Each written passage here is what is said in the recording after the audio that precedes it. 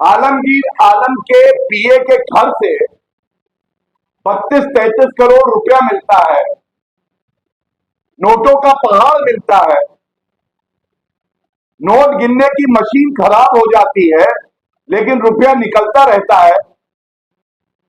क्या इस पे कांग्रेस पार्टी के अध्यक्ष खड़गे जी, राहुल गांधी, प्रियंका वाड्रा एक शब्द बोलेंगे? क्या चंपई सोरेन जी कुछ बोलेंगे? आपकी कोई जिम्मेदारी नहीं। और ये क्या दर्शाता है? ये दर्शाता है कि इनका मकसद, जो बात आदरणीय प्रधानमंत्री जी ने हर रैली में उठाई है कि परिवारवाद को आगे बढ़ाओ, अपने परिवार का भला करो, जनता से कोई लेना देना नहीं। और एक बात मैं वरिष्ठ अधिवक्ता होने के नाते आपको बता दूं, चाहे वो हेमंत सोरेन हो, चाहे वो आलमगीर आलम हो, ये जल्दी बाहर नहीं निकलेंगे। इनसे एक एक रुपया जनता का वसूला जाएगा और जेल की सलाखों के पीछे ये सड़ते रहे, क्योंकि इन्होंने जनता के साथ धोखा किया है और महापर्व चल रहा है चुनाव का, जनता ही जनार्दन का धर्म ना देखी। और जो घुसपैठिए हैं वो तो इस देश के नागरिक भी नहीं, वो तो दीमक की तरह हमारे ही देश को खाने के लिए। हम सब जानते हैं कि यूपीए की सरकार 10 साल में, उससे पहले कांग्रेस की सरकार, किस तरह से घुसपैठिए भारत में आए और उनको आने इसलिए दिया गया कि उनसे प्यार इलू इलू कौन कर रहा है? कांग्रेस पार्टी कर। सर्वोच्च न्यायालय ने सर्बानंद सोनोवाल का केस असम में जजमेंट दिया कि ये देश के लिए खतरा है। एक दो, ये जो हमारे अपने नागरिक है उनका हक मानते हैं। तीसरा, वो संस्कृति के लिए खतरा है हमारे देश और प्रदेश की। और यही कारण है, जो जनजातीय समाज है उनका अभिमान उनकी संस्कृति। और ये सारे लोग जो हैं, ये हमारी बहनों के साथ क्या कर रहे हैं? धोखा करके, लव जिहाद करके उनका जो मूल रूप है उसको बदलने का कार्य कर रहे हैं, उनकी जमीन हड़पने का कार्य कर रहे हैं।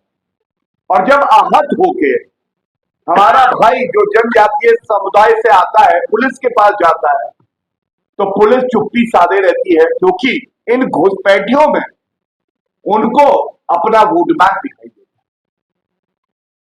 कानून व्यवस्था,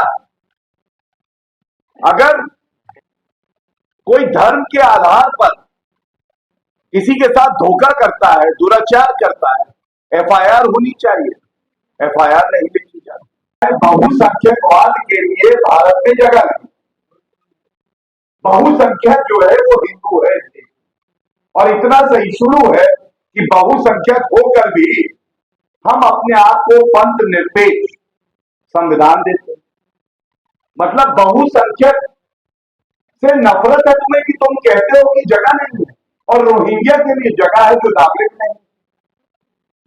और ये भी पूछा जाएगा, हिंदू आतंकवाद का आविष्कार कहां हुआ? आप सब जानते हैं, कांग्रेस हेडक्वार्टर में।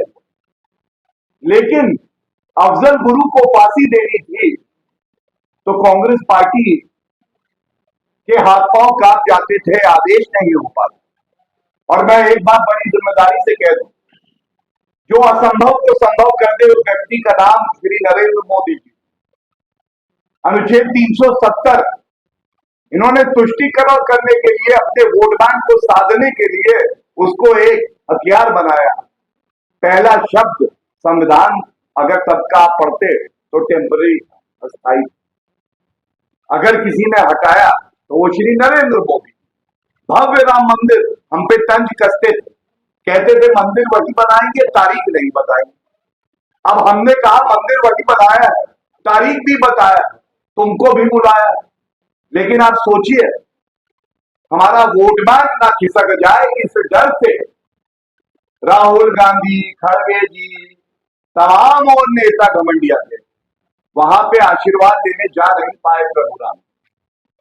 और जहां तक आपने बात करी सरना धर्म कोड की, मैं समझता हूं भारतीय जनता पार्टी का जो प्रदेश की इकाई है वो इसको उत्तर दे चुकी है। लेकिन एक बात मैं जरूर कह दूं जिम्मेदारी से, यूपीए की सरकार में जो जनजातीय विभाग को देख रहे थे मंत्रालय में मंत्री था, जब उनसे पूछा गया था तो उनका उत्तर है कि ये व्यवहारिक नहीं है और उन्होंने कन्नी काट दी। तो मैं इतना ही कहूंगा, क्राइम मास्टर गोगो और गजनी दोनों कोई है तो वो राहुल गांधी ही है, और इनका सूपड़ा साफ हो जाएगा। पूरे देश में अगर डबल डिजिट में आ जाएंगे भ्रष्टाचारी खूनी पंजा, तो आप कहिएगा इनका दोहरा चरित्र, दोहरे मापदंड जनता देख चुकी है। और मैं अंत करूंगा संविधान की बात करके। संविधान में ये लिखा है कि धर्म के आधार पे, जात के आधार पे, लिंग के आधार पर कोई भेदभाव नहीं हो सकता। तो मैं पूछना चाहता हूं कि इन्हीं का मैनिफेस्टो क्यों कहता है कि हम व्यक्तिगत कानून, पर्सनल लॉज को और मजबूत करेंगे।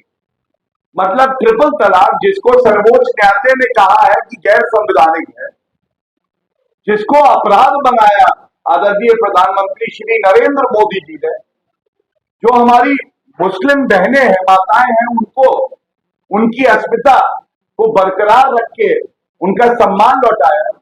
ये लोग वैसे तो आएंगे नहीं, लेकिन इनकी सोच इतनी जहरीली है कि हलाला को ठीक बताएंगे, बहु विवाह ठीक है और ट्रिपल तलाक को वापस लाएंगे। ये जनता का सवाल है। और मैं जानता हूं ना खड़गे जी इस पे कुछ बोलेंगे क्योंकि रिमोट कंट्रोल से वो चलते हैं, और ना राहुल गांधी और ना सोनिया गांधी इस पे कुछ बोल सकते। 18 करोड़ नई नौकरियां लगी। ईपीएफओ डेटा ये कहता है, ईपीएफओ डेटा वो तब आता है जब नई नौकरी मिलती है किसी नागरिक। दूसरा, रोजगार के अवसर 45 करोड़ लोन दिए गए मुद्रा योजना में।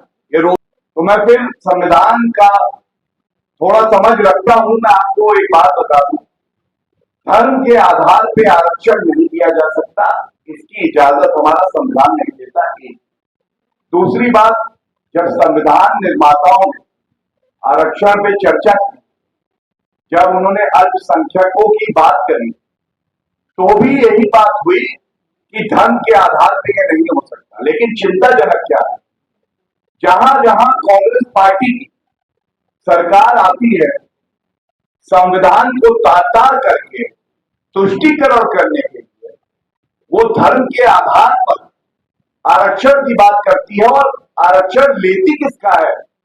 छीनती है पिछड़े समाज, ओबीसी समाज का। तो हमने बिल्कुल स्पष्टता से कहा है कि आप अगर पिछड़े समाज को, ओबीसी समाज को प्रताड़ित करें, उनका हक तुष्टीकरण की राजनीति करने के लिए मुसलमानों को देने का प्रयास करेंगे, तो ये ना संविधान संगत है और ना हम होने देंगे।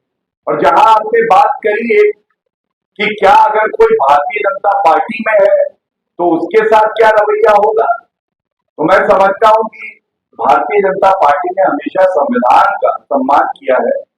हर नागरिक का हक बराबर होता है, वो किसी भी पार्टी में हो, किसी भी धर्म का हो, किसी भी जात का हो, कानून सब पे बराबर लागू होता है।